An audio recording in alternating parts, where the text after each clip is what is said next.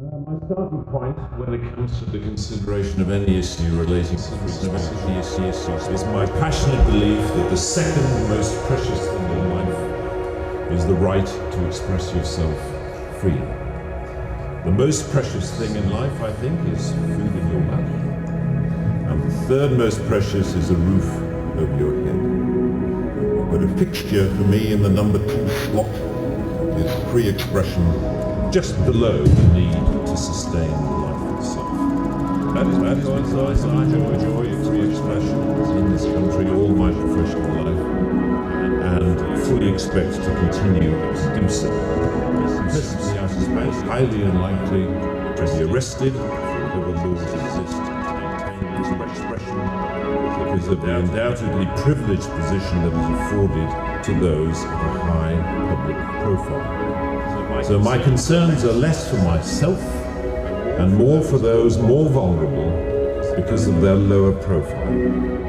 Like the man arrested in Oxford. Or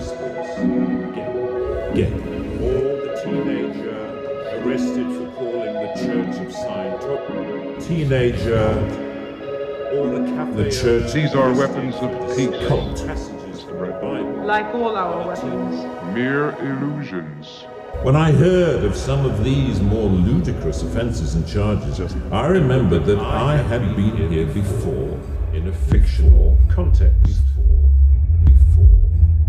Even this computationalist theory ends up going in the direction of panpsychism. Laudable efforts to restrict speech can become a tool to silence critics or repress minorities. The strongest weapon against hateful speech is not repression, it is more speech.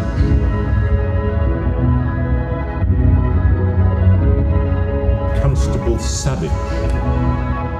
Who would have thought that we would end up with a law that would allow life to imitate art so exactly? The police sensed that ridicule was just around the corner and withdrew their actions. But what about the thousands of other cases? Even for those actions that were withdrawn, people were arrested, questioned, taken to court, and then released. That is the law working properly. That is censoriousness of the most intimidating kind, guaranteed to have, as Lord Dear says, a chilling effect on free expression and free protest. Try to understand. The only weapons we have are purely illusion. I am not intolerant, say many people, say many softly spoken, highly educated, liberal-minded people. It is what you might call the new intolerance, a new but intense desire to gag uncomfortable voices of dissent. It is indicative of a culture that has taken hold of the programs of successive governments, that with the reasonable and well-intentioned ambition to contain obnoxious elements in society, has created a society of an extraordinarily authoritarian and controlling nature. The law should not be aiding and abetting this new intolerance. Free speech can only suffer if the law prevents us from dealing with its consequences. I offer my wholehearted support to the Reform Section 5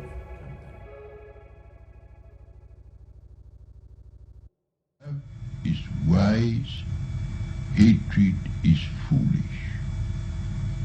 In this world, which is getting more and more closely interconnected, we have to learn to tolerate each other. We have to learn to put up with the fact that some people say things that we don't like. We can only live together in that way. And if we are to live together and not die together, we must learn a kind of charity and a kind of tolerance, which is absolutely vital to the continuation of human life on this planet.